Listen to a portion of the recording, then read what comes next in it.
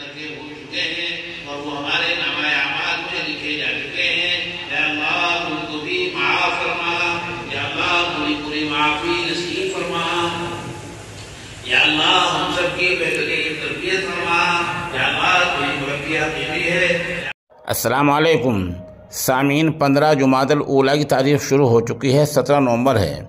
خبر کا عنوان ہے مظاہر العلوم سہارنپور میں انجمن بزم تہذیب البیان کے تحت مسابقہ خطابت.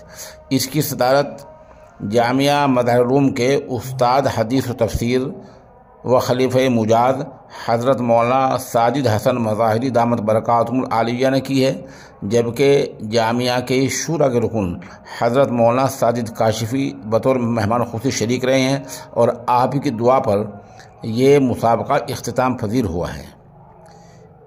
یہاں اور دیگر جو اساتذہ شریک ہوئے ہیں ان میں مفتی جابر، قاری صلاح الدین اور مفتی جاوید وغیرہ. یہاں مفتی بشیر اور مولانا عثمان بجوری نے حکم کے فرائض انجام دیے ہیں. اس مسابقے میں پہلی پوزیشن مولوی توحید دھورالا، دوسرے موضوع کے لحاظ سے پوزیشن مولوی تنصیف میرپوری اور تیسرے موضوع کے لحاظ سے پوزیشن مولوی قربان بیگی رستم نے حاصل کی ہے. ان طلباء کی حوصلہ افزائی کی ہے. اب آپ حضرت مولانا ساجد حسن دامت برکاتہم کا مکمل خطاب سنیں. کامیابی اور ناکامی کا مدار اتنا ہی ہوتا ہے. شرکت کرنے والے کامیاب سمجھے جاتے ہیں، شرکت نہ کرنے والے ناکام سمجھے جاتے ہیں. بات حوصلے کی ہے. جو ہچکچا کے رہ گیا سو رہ گیا، جو ہچکچا کے رہ گیا سو رہ گیا، جس نے لگائی ایڑ و خندق کے پار تھا. مجھ سے بیٹھ جائے آپ کی بات ہوگی تھوڑی دیر کے بعد. آخری بات آپ کی ہوگی جی. تو بات صرف اتنی ہوتی ہے حوصلے کی. حوصلوں کو پر لگانا، حوصلے سب کے اندر ہے، ان کو پر لگانا. یہ اللہ نے انسان کو قوت دی ہے، جو چاہے پر لگا لے اور جو چاہے حوصلوں کو پست کر دے اور اپنی ہار اور شکست مان لے. تو انسان کے لیے لازم ہے کہ اپنے حوصلوں کو پر لگائے. اور جس میدان میں آپ مسابقہ کر رہے تھے وہ خطابت ہے، اور خطابت دین کے شعبوں میں یہ اہم شعبہ ہے. دین کے بہت سے شعبے ہیں کام کرنے کے، خطابت ان میں سب سے اہم اگر کہا جائے تو وہ بھیجا نہیں ہوگا. فرعون نے اپنے بھرے دربار میں بات کرتے ہوئے سیدنا حضرت موسیٰ علیہ السلام پر الزام لگا دیا تھا وَلَا يَكَادُ يُبِينُ. یہ صحیح سے بات تو کر نہیں پاتا تو نبی کیسے بن گیا کہ وہ ایک کافر بھی یہ سمجھ رہا ہے کہ ایک نبی کے واسطے ضروری ہے کہ وہ بہترین خطابت کر لیتا ہو اور اپنے معافی ضمیر کو، اپنی بات کو بڑے اچھے انداز میں لوگوں کے سامنے رکھ دیتا ہو. یہ تانا دیا تھا. اور سیدنا حضرت موسیٰ علیہ السلام کو جب نبوت عطا فرمائی گئی وہی طور پر مدین سے واپس آتے ہوئے تو انہوں نے رب ذوالجلال سے کچھ دعائیں مانگی تھی. رب اشرح لی صدری، 1 ویسر لی امری، 2 واحلل عقدۃ من لسانی. اللہ میں صاف نہیں بول پاتا، میری زبان میں لکنت ہے، میری زبان کو لکنت کو دور فرما دیجئے، صاف بولنا مجھے آ جائے. اللہ مجھے یہ عطا فرما دیجئے. اور اپنے بھائی کے بارے میں پھر سفارش کی، اللہ میرا بھائی آپ اسے نبی بنا دیجئے، کیونکہ نبوت کے واسطے خطابت لازم ہے، بات کرنی ہے، قوم کو سمجھانا ہے. وہ افصح منی لسانا، وہ افصح منی لسانا فارسلہ معی. اسے بھی بنا دیجئے، دونوں بھائی مل کر ہم کام کریں گے۔ آپ اندازہ کریں قرآن کریم میں یہ باتیں ہیں کہ فصاحت اور خطابت کا کتنا اونچا مقام ہے۔ خطابت کہتے کسے؟ اپنے جذبات، اپنے احساسات، اپنے مافی ضمیر کو چند بندوں کے سامنے رکھنے کا نام خطابت ہے۔ تنہائی میں بات کرنا بولنا، اس کا نام نطق و گویائی ہے۔ یہ بھی انسان کی ایک صفت ہے، اور انسان کو کائنات میں دیگر مخلوقات سے ممتاز کرتا ہے نطق و گویائی۔ اسی لیے اس کا نام حیوان ناطق، آدھا حیوان آدھا ناطق، تو ناطق اس کی صفت ہے۔ مگر خالی اتنا بڑا کمال نہیں کہ آدمی بول دیتا، اٹک کر بولتا ہے، یہ کوئی کمال کی بات نہیں۔ کمال یہ ہے کہ اپنے مافی ضمیر کو، اپنے جذبات کو، اپنے احساسات کو، اپنے دماغ میں آئے مضامین کو چند بندوں کے سامنے رکھنا آ جائے، یہ خطابت ہے۔ اور اس خطابت کے لیے، اس گفتگو کے لیے آپ جتنے اچھے الفاظ استعمال کر پائیں گے اتنی ہی آپ کی خطابت کامل ہوگی۔ زمانہ تغیر پذیر ہے ایت اللہ، زمانہ تغیر پذیر ہے، یہ کلی یکساں نہیں رہتا، ایک کے بعد دیگر آگے بڑھتا رہتا ہے۔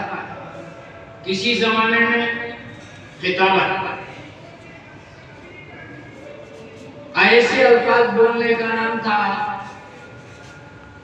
کہ جو عربی فارسی کے الفاظ سے معمول ہوتے، ایسے الفاظ بولے جاتے تھے۔ حضرت مولانا ابوالکلام آزاد کے آپ کتبے دیکھیں گے، ایسا لگتا ہے جیسے فارسی زبان میں بات کر رہے ہیں۔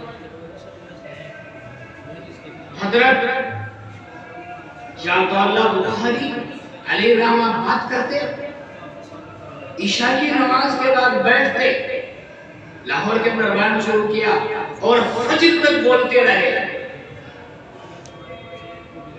ایک ساحرانہ انداز تھا، سامعین کو الفاظ میں ایسا پرویا کہ ان کے حواس پر پورا قبضہ، جس طرح ایک چھوٹا بچہ ایک بال سے اور گیند سے کھیلتا ہے، اس طرح خطیب اپنے سامعین سے کھیلتا ہے۔ اور جب فجر کی اذان ہوئی تب پتہ لگا سامعین کو کہ پوری رات ہو گئے ہم بیٹھے ہوئے اور شاہ صاحب کا خطاب سن رہے۔ ایک وہی طریقہ تھا، مگر اب کیا ہے، نہ تو ایسی خطابت مقبول کہ آپ عشاء کے بعد سے تقریر کرنا شروع کریں اور نون اسٹاپ بولتے چلے جائیں، وہ خطابت مقبول ہے، اور نہ یہ کہ مولانا ابوالکلام آزاد جیسے عربی کے الفاظ، فارسی کے الفاظ اور ایسے سخت الفاظ استعمال کیے جائے کہ سامنے والے کو یہ پتہ نہیں کیا کہہ رہے ہیں۔ کیا کرنا چاہیے؟ مولانا محمد علی جالندھری نے فرمایا تھا خطابت اس کا نام ہے کہ آپ پہلے سامعین کو دیکھ لیں، آپ کے سامعین کس طرح کے ہیں، اور اپنے سامعین کو دیکھ کر پھر آپ بات کرنا شروع کریں۔ اگر آپ کے سامعین آپ کی بات، آپ کے الفاظ کو سمجھ رہے ہیں تو آپ سمجھیں کہ آپ بہترین خطیب ہیں، اور اگر آپ بولے جا رہے ہیں اور یہ پتہ نہیں لگ رہا سامعین کو کہ بول تو رہا ہے مگر کیا کہہ رہا ہے، تو یہ کچھ بھی نہیں، مولانا فرمائے کچھ بھی نہیں،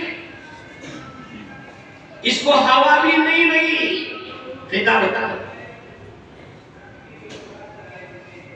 وَاحْلُلْ عُقْدَةً مِّن لِّسَانِي يَفْقَهُوا قَوْلِي، خطابت کا مقصد کیا ہے؟ يَفْقَهُوا قَوْلِي، میری بات ان کی سمجھ میں آ جائے، میری بات ان کی سمجھ میں آ جائے۔ ایسے سادہ آسان الفاظ میں بولنے لگوں کہ سامنے والا سمجھ جائے۔ دشوار عسیر الفہم لفظ بولیں گے کچھ بھی سمجھ میں نہیں آئے گا۔ وہ زمانہ تھا، اسے پیچھے چھوڑ جا گیا، اب خطابت اس کا نام نہیں۔ ابھی ایک جگہ پر تقریر مقابلہ تھا، مسابقہ، مجھے سن کر حیرت ہوئی کہ وہاں اس بچے کو سب سے فرسٹ نمبر دیا جو بچہ سادہ انداز میں بات کر رہا تھا، اور جو دائیں بائیں سامنے والے پر پھینک رہے تھے ان کو نمبر نہیں دیا۔ کیوں؟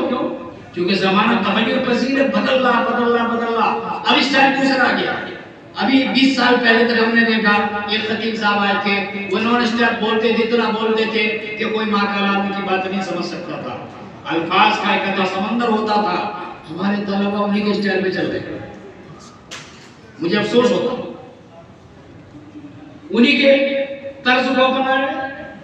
سادہ انداز میں بات کریں، بات کرنا آ جائے، سمجھ میں خوب آ جائے. فساد کس کو کہتے ہیں؟ یہ فساد کو.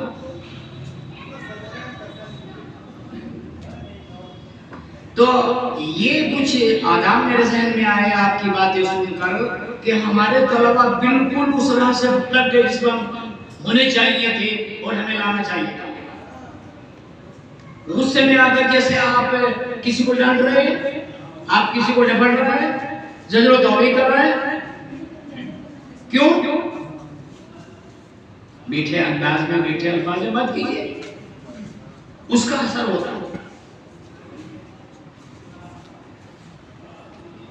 اور خطابت ایک ایسا فن ہے کہ خدا کا صلاحیت کو دخل ہوتا ہی ہے، مگر اس کے ساتھ ساتھ کسب کو زیادہ دخل ہوتا ہے اور بڑی خدمات ہیں خطیبوں کی.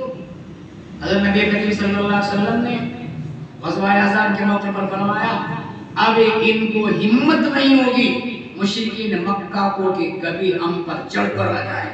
اب تیر اور تلوار اٹھا کر ہمارا مقابلہ نہیں کریں گے، لیکن ہاں یہ فصیح اور بلیغ ہے، ساحرانہ انداز ہے ان کے.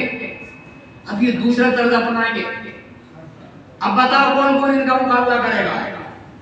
بتائیے کون کون مقابلہ کریں گے ان کا؟ ان کی بات کا جواب دینا ہے. اقدامی بھی ہے اور مدافعتی جنگ بھی ہے. اب زبانی جنگ ہوگی ان سے ہماری. حضرت قابل بن مالک کھڑے ہوئے، حضرت عبداللہ بن رواحہ کھڑے ہوئے، حضرت حسان بن ثابت کھڑے ہوئے. یہ سب شاعر تھے، وہ بھی ایک انداز ہے. اور انہی میں سے ایک صاحب کھڑے ہوئے، ان کا نام ہے حضرت قیس ابن ثابت ابن شماس رضی اللہ تعالیٰ. ان کا لقب خطیب الانصار. ایسی ایسی تقریریں کی کہ ہواؤں کے طوفانوں کے رخ موڑ کے رکھ دیے، بولتی بند کر دی. اچھا بنا. صلح حدیبیہ کے موقع پر ایک صاحب آئے، ان کا نام ہے سہیل ابن عمرو ابن بیضہ. کچھ بات کر رہے تھے، حضرت عمر رضی اللہ عنہ کو برا لگا.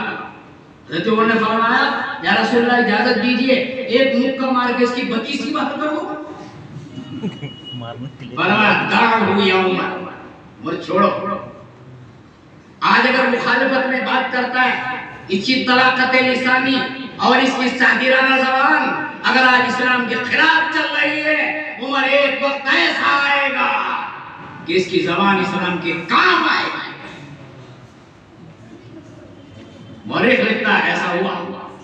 حضور صلی اللہ علیہ وسلم کا وصال ہو گیا، لوگ مرتد ہونے لگے اور مکہ المکرمہ کے کچھ لوگوں نے طے کر لیا حضور چلے گئے تو ہم بھی مرتد ہو جائیں گے. سہیل ابن عمرو ابن بیضہ مسلمان ہو گئے تھے، یہ حرم شریف میں کھڑے ہوئے اور آج ساحرانہ زبان استعمال فرمائی. مورخ کہتا ہے کہ پگھلتے ہوئے اور بیٹھتے ہوئے قدم ایک دم واپس ہو گئے. ان کے سامنے کہا محمد اللہ رسول قد خلت من قبل رسول. اگر محمد چلے گئے تو کیا ہوا؟ ہم محمد کی بات تھوڑے کرتے تھے، اللہ کی بات کرتے تھے. تب بھی زندہ تھا، آج بھی زندہ ہے اور پھر بھی زندہ رہے گا. جانے والے قبائل رک گئے. ان کی زبان اسلام کے کام آئی. آپ کی بھی زبان اسلام کے کام آنی چاہیے. مجھے خوشی ہے ماشاءاللہ ہمارے بچوں نے بڑی اچھی تقریریں فرمائی، اپنے بڑوں کے سوٹوں کے سامنے اتنی اچھی الفاظ استعمال کیے. مبارک. اور ہم سمجھتے ہیں کہ مظاہر العلوم اپنی ان خدمات میں لائق تحسین ہے. آپ پر جو پیسہ خرچ کر رہا وہ صحیح مسلک پر خرچ ہو رہا. جزاکم اللہ تعالی خیر الجزا.